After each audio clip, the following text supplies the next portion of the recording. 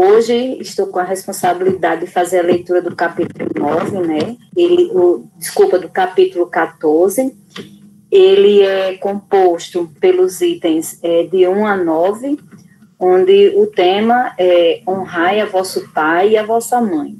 Nele teremos itens quais piedade filial, quem é minha mãe, quem são meus irmãos, a parentela corporal e a parentela espiritual, e as instruções dos espíritos a respeito da ingratidão dos filhos e os laços de família. Vocês estão me ouvindo bem? Estamos sim. Direitinho? Ah, tá.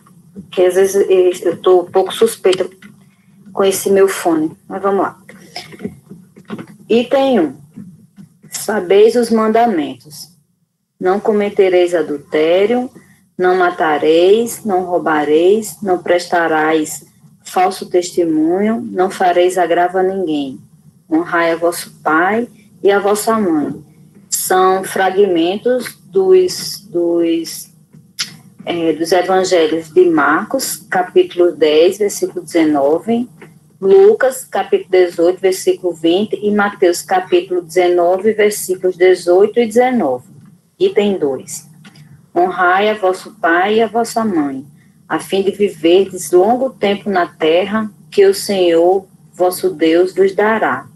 Esse é fragmento do Decálogo, que está em Êxodo, capítulo 20, versículo 12.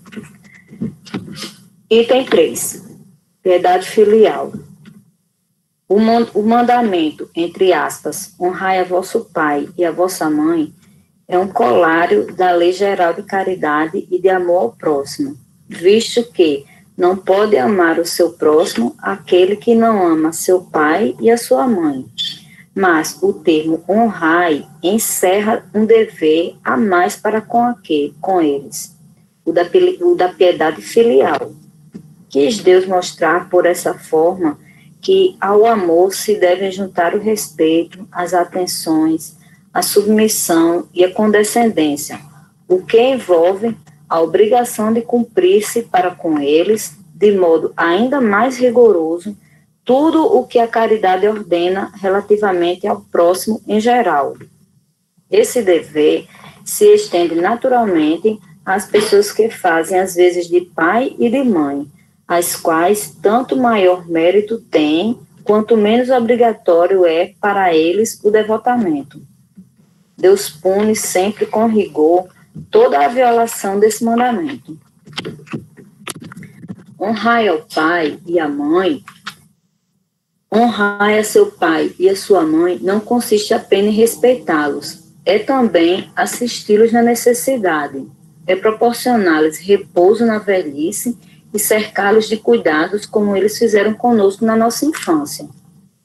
Sobretudo, para com os pais sem recursos, é que se demonstra a verdadeira piedade filial, obedecendo a esse mandamento os que julgam fazer grande coisa porque dão a seus pais o estritamente necessário para não morrerem de fome, enquanto eles de nada se privam, atirando-os para os cômodos mais ínfimos da casa, apenas por não os deixar na rua, reservando para si o que há de melhor e de mais confortável.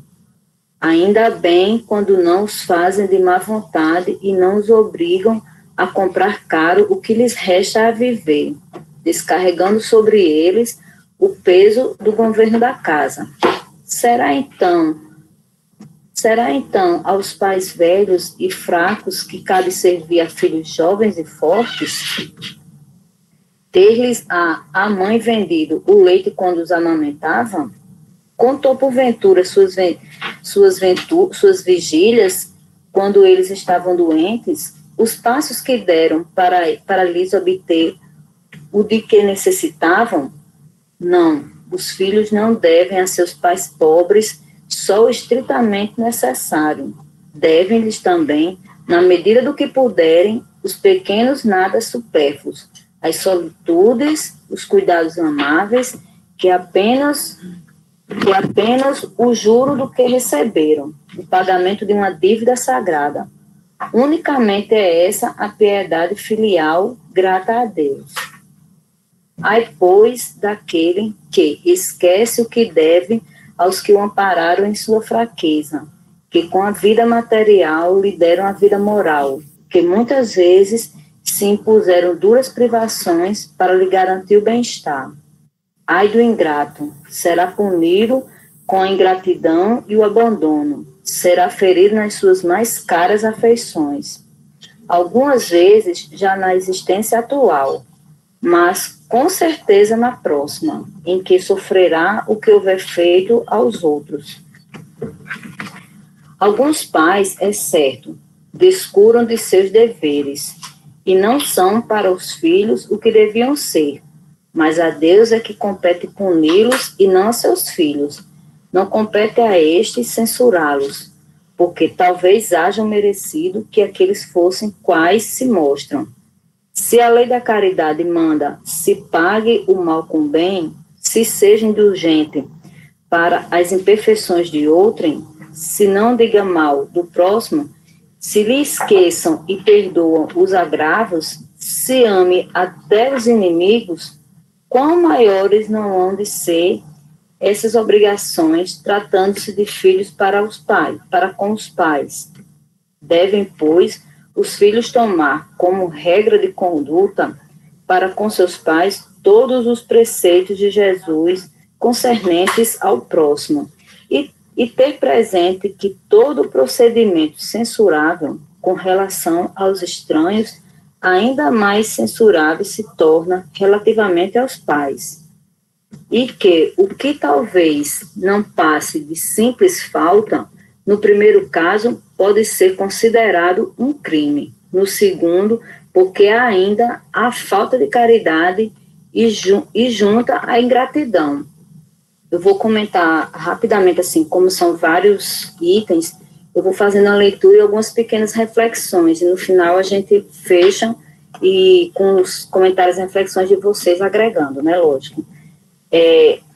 Esse capítulo, eu me lembro que eu já li ele, por sinal tem até algumas anotações que eu fiz no nosso primeiro ciclo de leituras, né, eu já cheguei a dar uma estudada nele, e realmente é um capítulo que mexe muito, assim, comigo, né, porque eu acho que com todo mundo, porque é questão de maltrato com uma pessoa que a gente vê, que não seja pai da gente, já nos sensibiliza. Imagine só quando a gente vê tantos velhinhos, tantas pessoas que sofrem maus tratos de seus próprios pais, né? Que, assim, pessoas que foram um canal, né, da nossa concepção, que nos deram o que a gente tem de mais precioso aqui, que é a nossa vida, que é o meio que nos serve para que a gente, a oportunidade que a gente tem de evoluir. Então, os nossos pais foram esse canal, né, que nos deram a vida. Então, assim, tudo que a gente possa fazer pelos nossos pais, a gente não faz mais do que a nossa obrigação, é só retribuindo tudo aquilo que eles fizeram por nós. E aqueles que por um acaso não são como nós esperamos aqui na Terra, que não são o que deveriam ser, a gente sabe, né, à luz da doutrina, que muitas vezes é nosso merecimento, e cada um será cobrado de acordo com o que faz aqui. Então, não cabe a nós, não é da nossa ossada, por assim dizer, censurá-los, não compete a gente, isso aí a gente deixa para Deus, que a gente tem que fazer a nossa parte, porque é o que nos compete. Os pais, eles têm a função, a missão, quando colocam outro ser no mundo, de ajudar essa criatura a evoluir, né? Então, o que a gente faz a nossa parte, né? E o resto deixa a Deus. Então, como do texto diz aqui, é uma parte que eu acho, assim, que me sensibiliza bastante, que a nossa mãe, nosso pai, não cobra o que fez por a gente, não cobra o leite, as noites de sono mal, não dormidas para cuidar quando a gente está doente, tudo por tudo. Isso aqui são só umas pequenas coisas, porque um pai e uma mãe, a vida muda completamente, eles já não pensam mais nem só em si, né? Muitas vezes abrem mão de seus sonhos por conta dos filhos. Então, assim, por mais que alguns pensem, mas eu tenho a minha vida, eu constituo minha própria família, mas a gente tem que pensar que se não fossem os pais, não teríamos nem a oportunidade de construir a nossa própria família, a nossa própria vida, né? Seguimos para o item 4. Deus disse, entre aspas, honrai a vosso pai e a vossa mãe, a fim de viverdes longo tempo na terra que o Senhor, vosso Deus, vos dará. Porque promete ele, como recompensa, a vida na terra e não a vida celeste?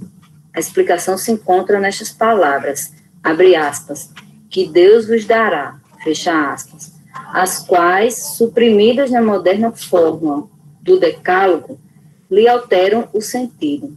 Para compreendermos aqueles dizeres, temos de nos reportar a situação e as ideias dos hebreus naquela época.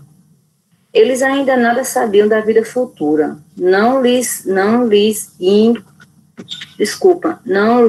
indo a visão além da vida corpórea.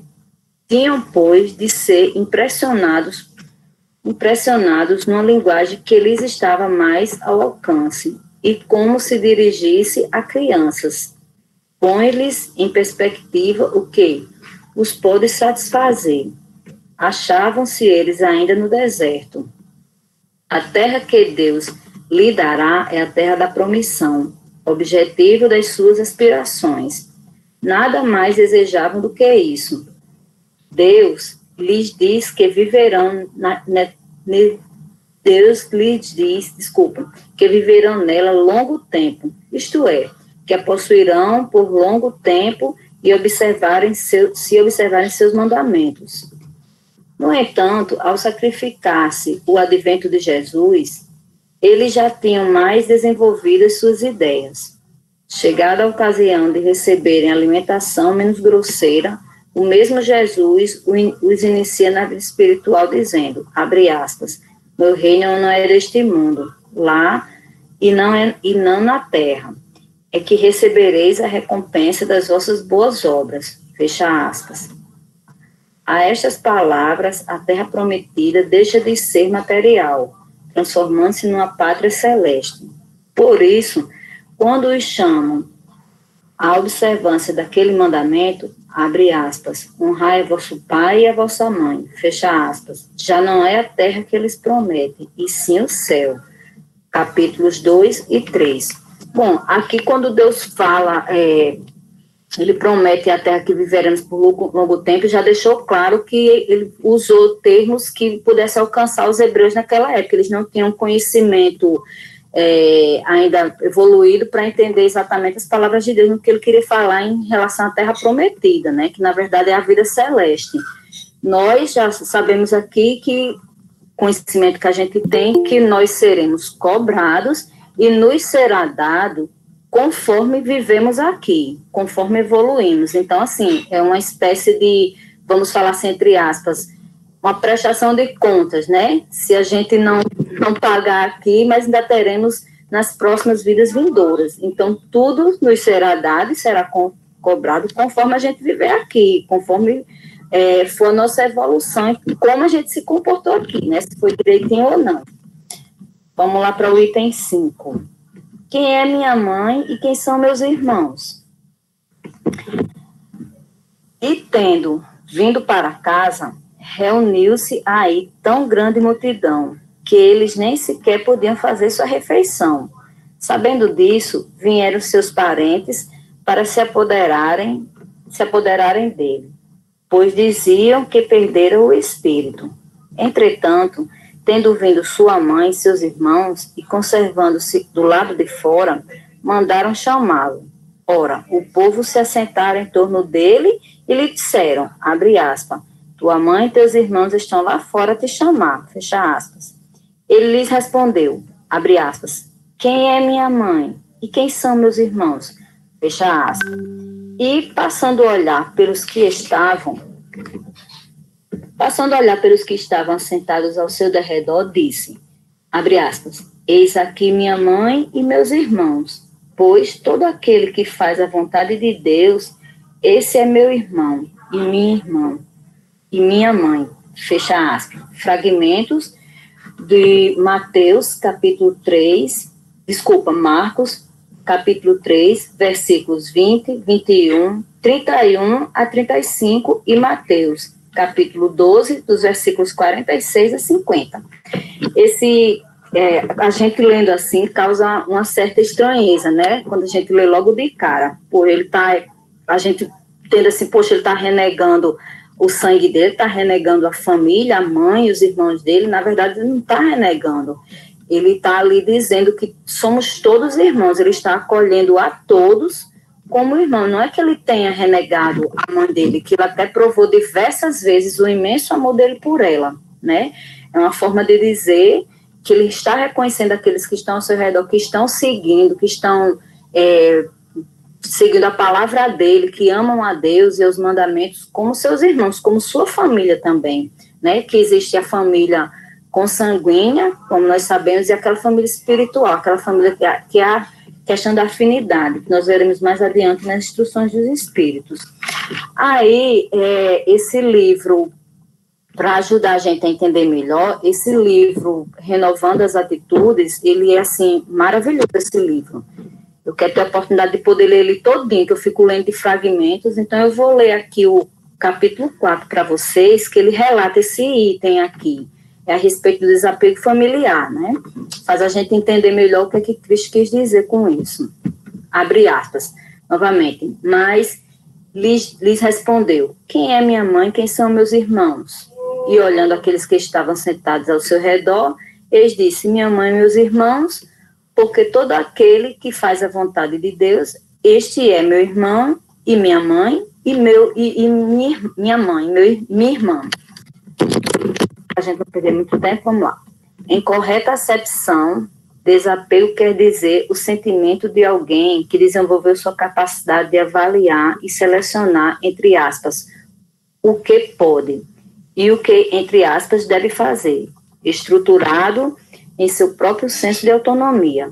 Agarrar-se a familiares de modo exagerado gera desajustes e doenças psicológicas das mais diversas características. Desde a mais leve das inseguranças, se deve ou não sair de casa para um passeio a sós, ou que roupa deve usar, até o pânico incontrolável de tudo e de todos, que leva o indivíduo ao desequilíbrio em seu desenvolvimento e maturidade emocional. A reencarnação faz o ser humano exercitar a independência, quando propõe que ele é um viajante temporário entre pessoas, sexo, profissão, países, continentes ou mundos. Não obstante, ela não destrói os laços do amor verdadeiro, antes cria diversos vínculos afetivos entre as almas. Pais, cônjuges, filhos e amigos voltam a conviver em épocas e em posições completamente diferentes, estabelecendo na consciência uma maneira universalista de ver os relacionamentos da afeição e da simpatia, sem aprisionamentos ou dependências. É importante compreendermos que, mesmo em família, não viemos à Terra só para fazer o que nós queremos, para fazer nossos caprichos ou nos agradar, pois não devemos nos ver como devedores ou cobradores uns dos outros, mas como criaturas companheiras que vieram cumprir uma trajetória evolutiva, ora juntas no mesmo séquito sanguíneo. Deste modo, devemos levar em conta a individualidade de cada membro familiar e respeitá-lo, sem imposições ou submissões, pelo modo peculiar que encontrou de ser feliz e dirigir a sua própria existência. Cada pessoa que vive neste planeta deve aprender suas próprias lições, e é inconcebível tentarmos fazer os deveres por elas, porque cada um aprende com suas próprias experiências e no momento propício. Podemos, sim, oferecer aos familiares uma atmosfera de compreensão, de amor, de apoio, para que tenham por si sós a decisão de mudar como e quando desejarem. Atitudes essas possibilitadoras de relacionamentos seguros e duradouros. É imperativo que se entenda que as ações possessivas criam indivíduos servis e profundamente inseguros, que futuramente precisarão ter sempre os familiares em sua volta, como uma, entre aspas, corte, a fim de se sentirem amparados. O exemplo clássico de criaturas apegadas é o daquelas que foram criadas por, entre aspas, super pais. E, durante muito tempo, se mantiveram subjugadas e presas pelos fios invisíveis dessa suposta proteção, que na realidade era apenas uma, entre aspas, forma inconsciente de suprir fatores emocionais desses mesmos adultos em desarranjo. Crianças que foram educadas sob a orientação de adultos incapazes de estabelecer limites às vontades e desejos delas, contentando-as de forma irrestrita, sem nenhuma barreira, desenvolveram dependências patológicas que geraram progressivamente uma acentuada incapacidade de resolver problemas peculiares à sua idade, enquanto outras que nessa mesma idade mostraram-se perfeitamente habilitadas para encará-los e solucioná-los. Crianças que se jogam ao chão entre crises de falta de fôlego, de choro fácil, sem nenhuma razão de ser, são consideradas crianças mimadas. Tais comportamentos resultam do fato de terem sido tratadas como incapazes, com atitudes infantilizadas. Pessoas inseguras e insuficientemente maduras educam os filhos da mesma maneira que foram criadas, repetindo para a sua atual família os mesmos comportamentos superprotetores que vivenciaram na sua fase infantil ou mesmo por terem tido uma enorme experiência de rejeição no lar. Também adotam na superproteção como uma forma de compensar tudo o que passaram e sofreram na sua infância.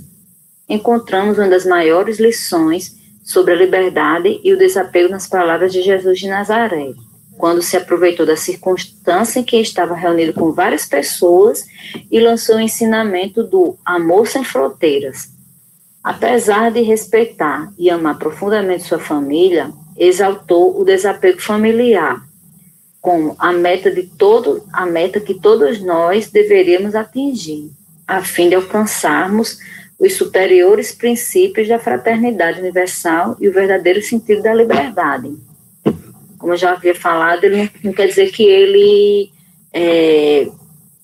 não estava reconhecendo a família dele, a mãe e os irmãos como não família dele, ele não os renegou. É só uma maneira de mostrar exatamente as questões familiares, família consanguínea e a grande família que todos nós somos, né? Somos irmãs porque somos todos filhos de Deus. Uma hora nós podemos vir irmão dos nossos pais, outra hora filho, pai, enfim. Sai da... É uma live, entendem? Seguimos. Item 6. Singulares parecem algumas palavras de Jesus, por contrastarem com a sua bondade e sua inalterável benevolência para com todos. Os incrédulos não deixaram de tirar daí uma arma, pretendendo que ele se contradizia. Fato, porém, irrecusável é que sua doutrina tem por base principal, por pedra angular, a lei do amor e da caridade. Ora, não é possível que ele destruísse de um lado o que do outro estabelecia, dando esta consequência rigorosa, se certas proposições suas se acham em contradição com aquele princípio básico, que é as palavras que se lhe atribuem foram ou mal reproduzidas ou mal compreendidas, ou não são suas palavras. Item 7. Causa admiração e com fundamento que, neste passo, mostraste Jesus tanta indiferença para com seus parentes e, de certo modo, renegasse sua mãe. Pelo que concerne a seus irmãos, sabe-se que não o estimavam, espíritos pouco adiantados, não lhes compreendiam a missão, tinham por excêntrico o seu proceder e seus ensinamentos não os tocavam, tanto que nenhum deles o seguiu como discípulo. Disse-ia mesmo que partilhavam até certo ponto das prevenções de seus inimigos. O que é fato, em suma, é que os acolhiam mais como um estranho do que como um irmão, quando aparecia a família. João disse positivamente, no capítulo 7, versículo 5, que, entre aspas, que eles não lhes davam crédito, fecha aspas. Quanto à sua mãe, ninguém ousaria contestar a ternura que lhe dedicava. Deve-se, entretanto, convir igualmente em que também ele não fazia ideia muito exata da missão do filho, pois não se vê que lhe tenha seguido os ensinamentos, nem dado testemunho dele, como fez João Batista. O que nela predominava era solitude maternal. Supor que ele haja renegado sua mãe fora desconhecer-lhe o caráter. Semelhante ideia não poderia encontrar guarida naquele que disse: honrai a vosso pai e a vossa mãe. Necessário, pois, se faz procurar outro sentido para suas palavras, quase sempre envoltas no véu da forma alegórica, maneira de falar. Ele, em nenhuma ocasião, desprezava de dar um ensino. Aproveitou, portanto, a que se lhe deparou com a chegada de sua família, para precisar a diferença que existe entre a parentela corporal e a parentela espiritual, que é o tema do item 8. Os laços de sangue não criam forçosamente os limites entre os espíritos. O corpo procede do corpo, mas o espírito não procede do espírito, porquanto o espírito já existia antes da formação do corpo. Não é o pai quem cria o espírito de seu filho. Ele mais não faz do que fornecer o invólucro corpóreo, cumprindo-lhe, no entanto, auxiliar o desenvolvimento intelectual e moral do filho, para fazê-lo progredir. Os que encarnam numa família, sobretudo como parentes próximos, são, as mais das vezes, espíritos simpáticos, ligados por anteriores relações que se expressam por uma afeição recíproca na vida terrena. Mas também pode acontecer que sejam completamente estranhos uns aos outros, esses espíritos, afastados entre si por antipatias igualmente anteriores, que se traduzem na Terra por um mútuo antagonismo, que aí lhes serve de provação. Não são os de consanguinidade os verdadeiros laços de família, e sim os da simpatia e o da comunhão de ideias, os quais prendem os espíritos antes, durante e depois de suas encarnações. Segue-se que dois seres nascidos de pais diferentes podem ser mais irmãos pelo espírito do que se fossem pelo sangue. Podem, então, atrair-se, buscar-se, sentir prazer quando estão juntos, ao passo que dois irmãos consanguíneos podem repelir-se, conforme se observa todos os dias. Problema moral que só o Espiritismo poderia resolver pela pluralidade das existências. Capítulo 4, item 13. Há, pois, duas espécies de famílias: as famílias pelos laços espirituais e as famílias pelos laços corporais. Durante as primeiras, se fortalecem pela purificação e se perpetuam no mundo dos espíritos, através das várias migrações da alma. As segundas, frágeis como a matéria, se extinguem com o tempo e muitas vezes se dissolvem moralmente, já na existência atual. Foi o que Jesus quis tornar compreensível, dizendo de seus discípulos: aqui estão minha mãe e meus irmãos, isto é, minha família, pelos laços do Espírito. Pois todo aquele que faz a vontade de meu Pai, que está nos céus, é meu irmão, minha irmã e minha mãe. A hostilidade que ele movia aos seus irmãos se achava claramente expressa em a narração de Marcos, que diz terem eles o propósito de se apoderarem do mestre, sob o pretexto de que este perdera o espírito. Informado da chegada deles, conhecendo os sentimentos que nutriam a seu respeito, era natural que Jesus dissesse, referindo-se a seus discípulos, do ponto de vista espiritual, entre aspas: eis aqui meus verdadeiros irmãos. Embora na companhia daqueles estivesse sua mãe, ele generaliza o ensino que, de maneira alguma, implica haja pretendido declarar que sua mãe, segundo o corpo, nada lhe era como espírito, que só indiferença lhe merecia.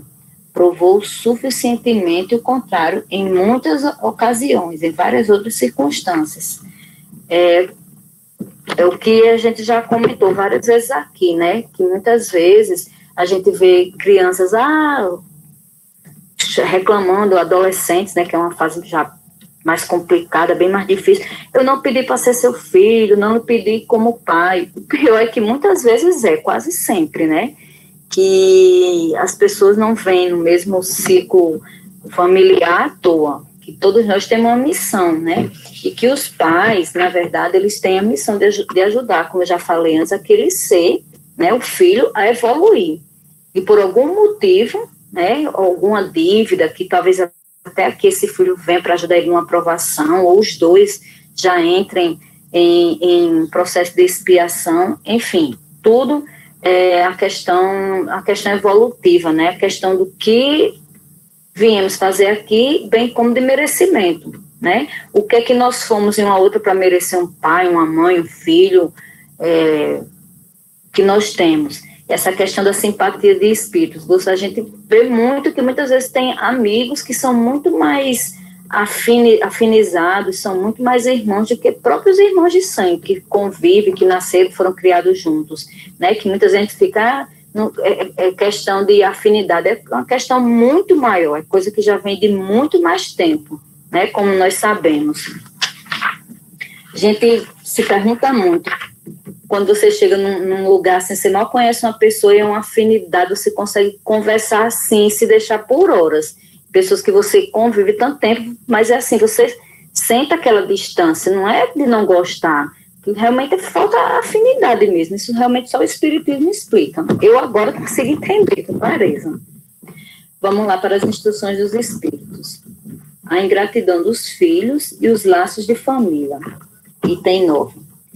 A ingratidão é um dos frutos mais diretos do egoísmo. Revolta sempre os corações honestos, mas dos filhos para com os pais apresenta caráter ainda mais odioso. É, em particular, desse ponto de vista, que vamos considerar para lhe analisar as causas e os efeitos. Também nesse caso, como em todos os outros, o Espiritismo projeta luz sobre um dos grandes problemas do coração humano. Quando deixa a Terra, o Espírito leva consigo as paixões ou as virtudes inerentes à sua natureza, e se aperfeiçoa no espaço, ou permanece estacionado, até que deseje receber a luz. Muitos, portanto, se vão cheios de ódios violentos e de insaciados desejos de vingança. Há alguns entre eles, porém, mais adiantados do que os outros.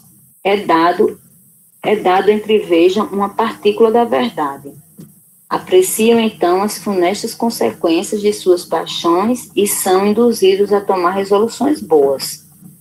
Compreendem que, para chegarem a Deus, uma só é a senha: caridade.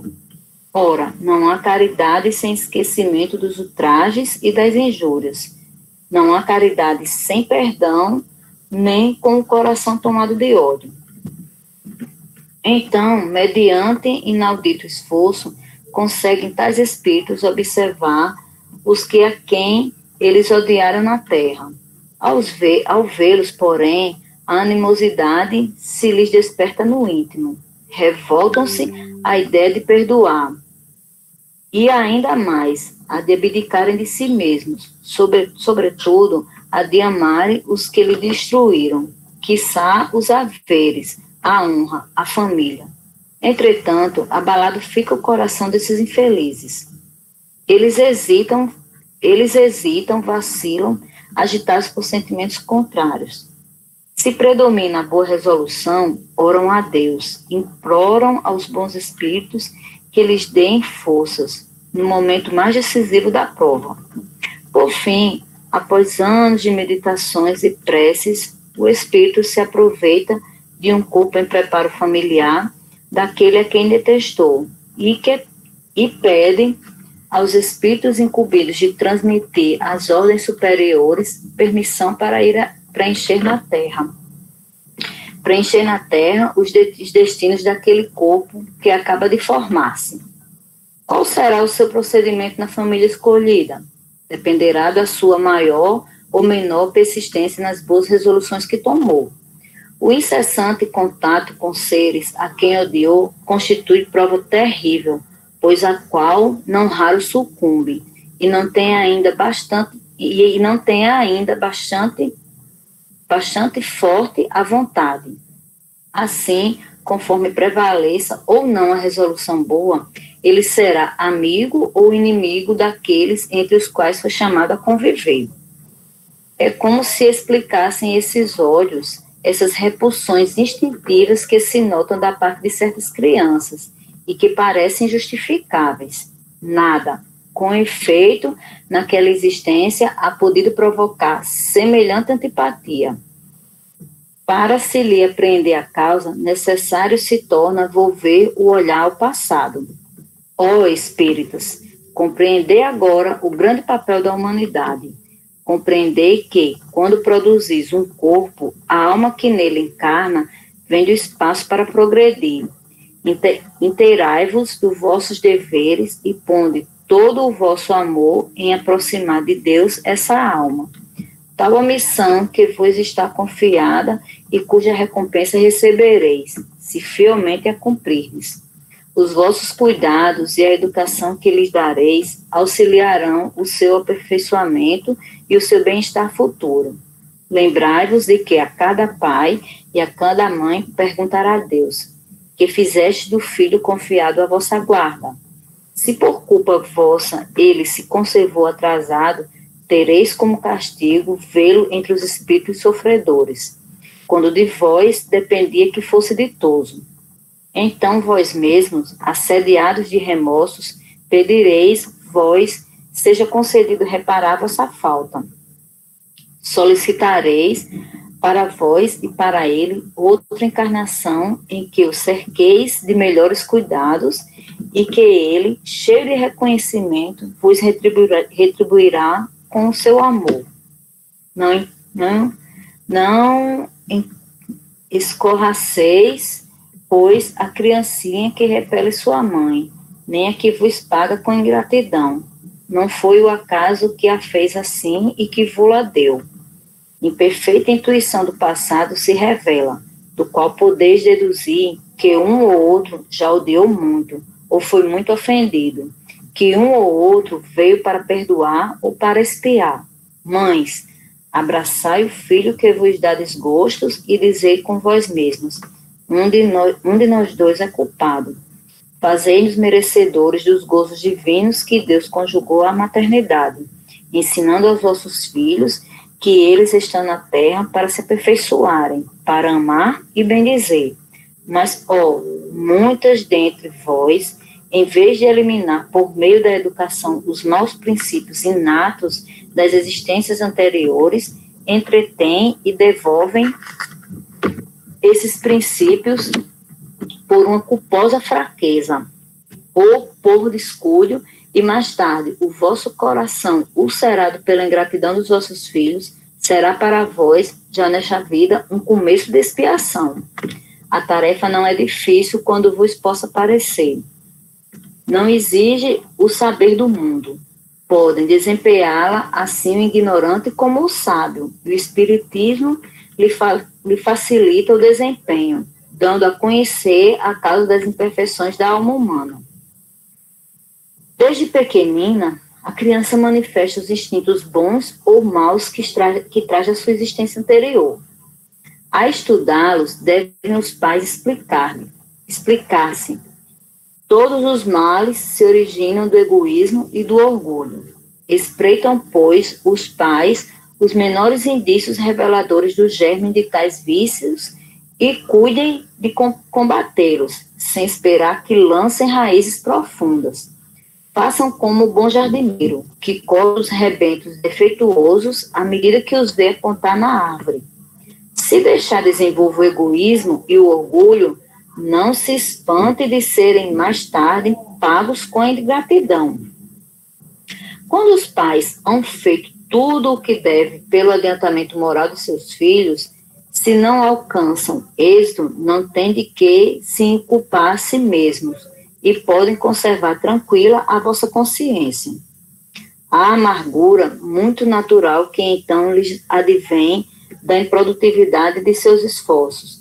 Deus reserva grande e imensa consolação na certeza de que se trata apenas de um retardamento, que concedido lhe será concluir noutra existência a obra agora começada e que um dia o Filho ingrato os recompensará com seu amor.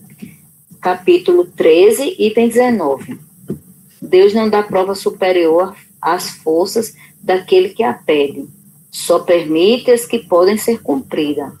Se tal não sucede, não é que falte possibilidade, falta a vontade. Com efeito, quantos há que, em vez de resistirem aos maus pendores, se comprazem neles.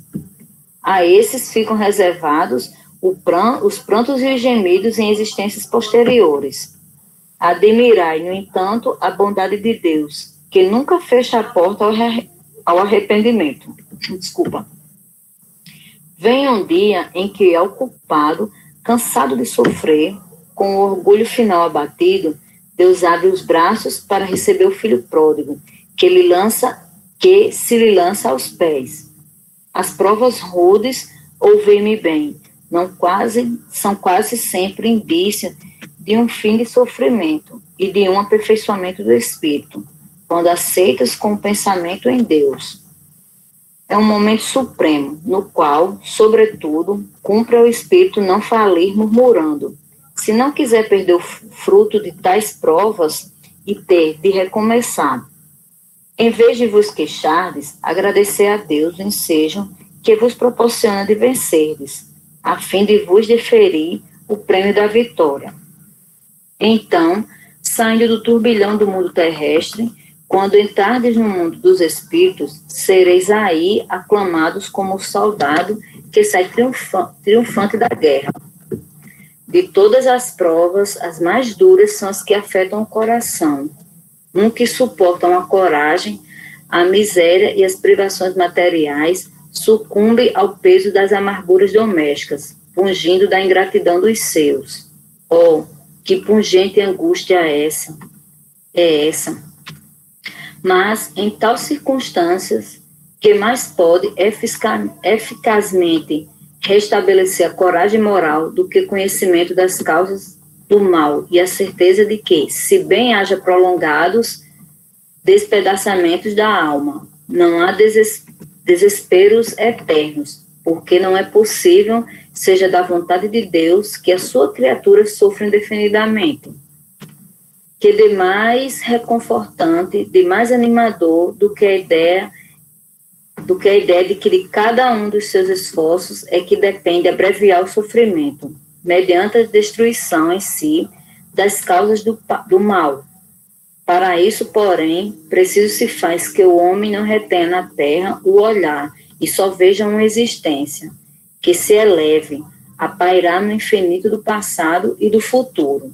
Então, a justiça infinita de Deus se vos patenteia e esperais com paciência, porque explicável se vos torna o que na terra vos parecia verdadeiramente monstruosidades.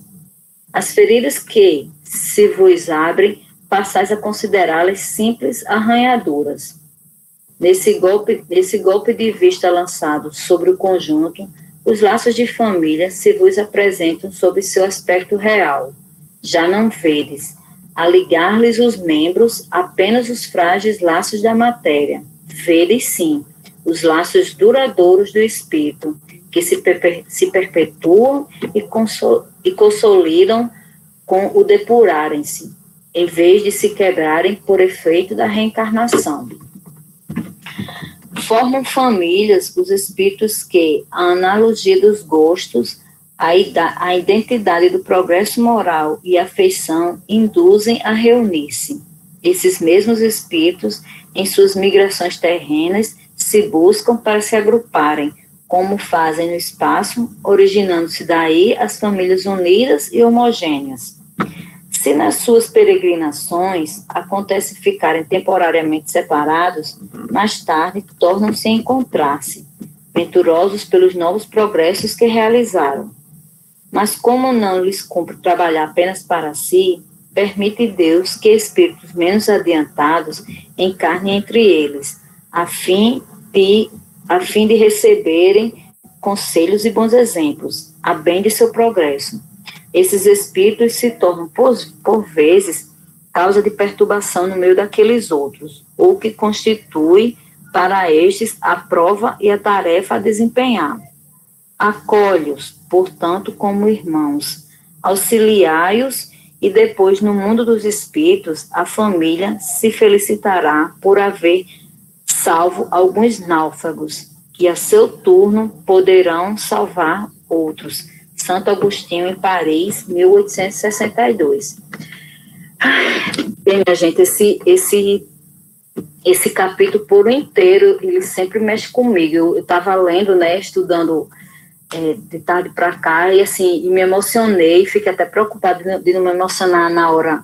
Eu fiquei tão concentrada na leitura, porque, assim, a gente vê, sabe, essa semana mesmo, eu até evito, mas chega uma hora que a gente sempre tem contato com notícias de filhos que maltratam os pais. Eu, sinceramente, quando a gente não conhece, não sabe, né, o motivo, não conhece um pouco da doutrina, a gente fica se perguntando assim.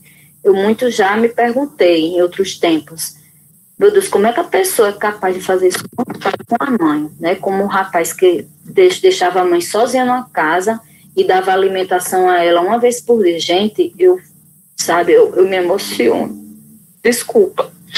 Eu fico com meu coração esmagado, porque é muita maldade, mas assim, a gente não deve julgar, né? É porque eu realmente sou muito sensível às coisas desse mundo. Desculpa, gente. Eu vou esperar pelas reflexões de vocês. Obrigada. Só mais um aprendizado, né? Vamos seguir forte. Obrigada. Gabriel, passa a palavra. Obrigado, Elisa, pela sua leitura, pela sua colaboração, pelo seu relato de vivência pessoal, por nos permitir nos concentrar junto com você nesse estudo. E, mais uma vez, muito obrigado pela sua colaboração e por nos auxiliar na noite de hoje. Bom, meus irmãos, nesse momento, deixem aberto para aqueles irmãos que desejarem auxiliar nas reflexões e nos conduzir na noite de hoje. Gabriel, eu gostaria de pedir a palavra. Por favor, Antônio. O som tá bom aí, tá? Tá, sim. Beleza. Esse capítulo número 14, honrai a vosso pai e a vossa mãe, ele nos traz piedade filial, ele nos traz quem é minha mãe, quem são meus irmãos, ele nos traz informações sobre parentela corpórea e parentela espiritual. Ele nos traz instruções dos espíritos sem gratidão dos filhos e laços de família.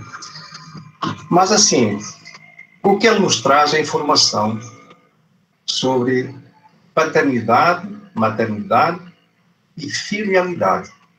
É o que ele nos traz. E nós temos que entender que o mecanismo da reprodução, ele é um mecanismo baseado numa lei, que é a lei da reprodução. Ele vem nos explicar aqui, de uma forma clara e muito objetiva, vem nos pedir o raciocínio para que nós entendamos que essas relações que ele nos está apresentando aqui, factuadamente, elas nos apontam para uma única coisa, uma única lei, que é a lei do amor. Então, em Marcos, Jesus nos traz: amarás, pois, ao teu Deus de todo o teu coração e de toda a tua alma, de todo o teu entendimento e de todas as tuas forças. Amarás o teu próximo como a ti mesmo. Não há outro mandamento maior que estes. São 2 mandamentos, meus irmãos. que traduzem tudo que nós lemos aqui.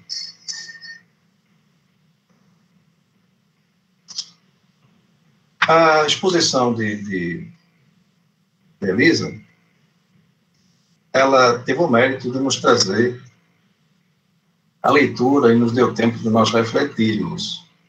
Também os teus comentários foram bastante construtivos e nos levaram a maiores reflexões. Entendendo que essa tríade de pai, mãe e filho são nada mais, nada menos de que uma cooperação entre espíritos, são um compromisso entre os espíritos de contribuir para a progressão deles mesmos. Ser pai, ser mãe, ser filho é um benefício do progresso espiritual. Ser pai pode ser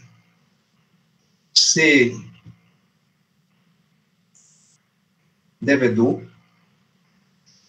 de determinada situação na qual, ao ele exercer o poder paterno, ou a orientação paterna, ou a condução paterna, ele vai poder se redimir de erros cometidos no passado. Por exemplo, não só, certo? Ser mãe, pela mesma linha. Ser filho, pela mesma linha. Então, é uma relação que nós temos que entender que ela é interdependente. Todos nós somos espíritos. Quem nos dá a vida não é nossos pais, é Deus. Deus nos cria simples e ignorantes. E nos compete, através da instrução, através da experiência, através do tempo, do nosso esforço, do nosso trabalho, nos construirmos cada vez seres mais competentes para a prática do amor desinteressado.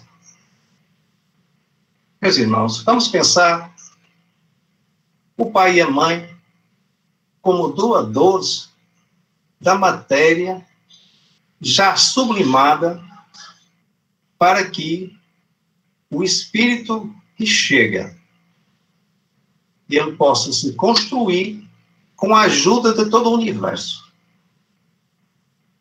Eu vou aqui pedir a vossa licença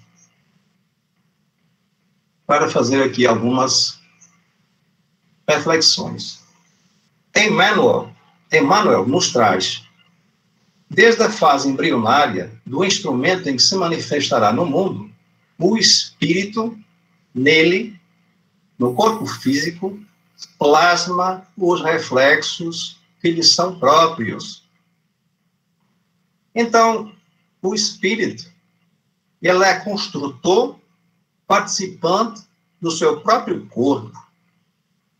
Os pais são doadores e construtores, cooperadores, digamos assim, na construção do corpo do filho. E os elementais, de todo nível, como as naturezas, eles participam de alguma forma. Isso é uma reflexão para nós. Mais adiante, Emmanuel continua dizendo também: o corpo é para o homem santuário real de manifestação, obra-prima do trabalho seletivo de todos os reinos em que a vida planetária se subdivide. Meus irmãos, nosso corpo é um instrumento para a evolução do nosso espírito.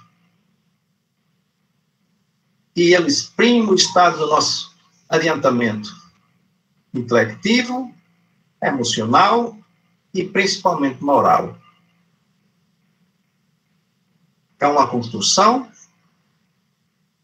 do próprio universo em que Deus é o Criador e todos os espíritos avançados são arquitetos, engenheiros e até os espíritos mais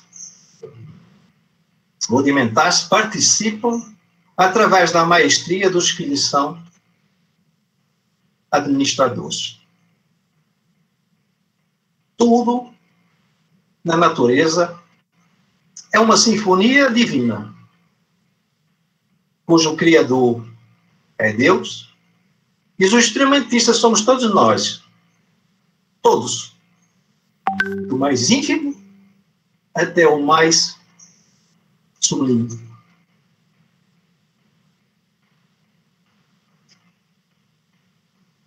E continuamos.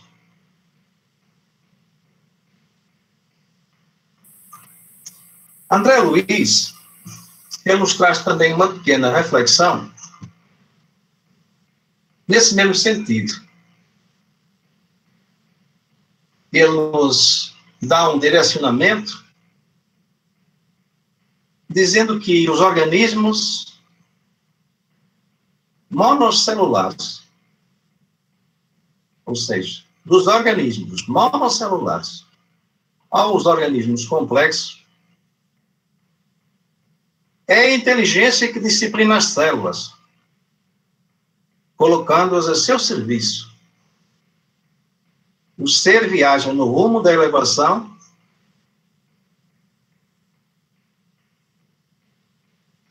destino que lhe foi traçado do plano superior, tecendo com os fios da experiência a túnica da própria exteriorização. Veja que o espírito, conforme Emmanuel refere, e agora André Luiz sanciona, ele diz que ele é tecedor, é tecelão da sua própria exteriorização, segundo o molde mental que traz consigo, dentro das leis de ação, reação e renovação, em que mecaniza as próprias aquisições. Meus irmãos, nós somos frutos da nossa própria evolução, através das nossas reencarnações, mas também através da nossa peregrinação, através dos reinos da natureza. Reinos e sub-reinos. Esta maravilha, que é a nossa família, ela é uma construção que facilita aos espíritos o seu problema.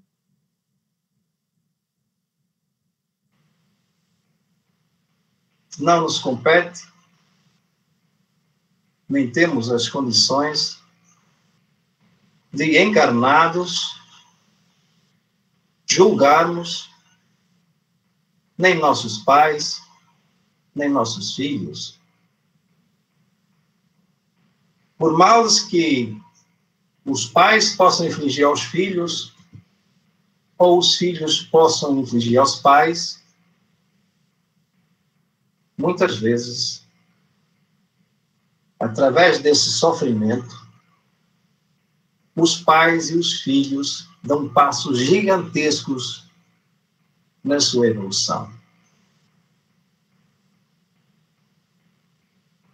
Meus irmãos, eu lhes agradeço a oportunidade de refletir com vocês este tema que é bem profundo, que é bem apaixonante, e no qual eu hoje pude ter um aprendizado ao qual eu estou grato à espiritualidade e a vocês, meus irmãos.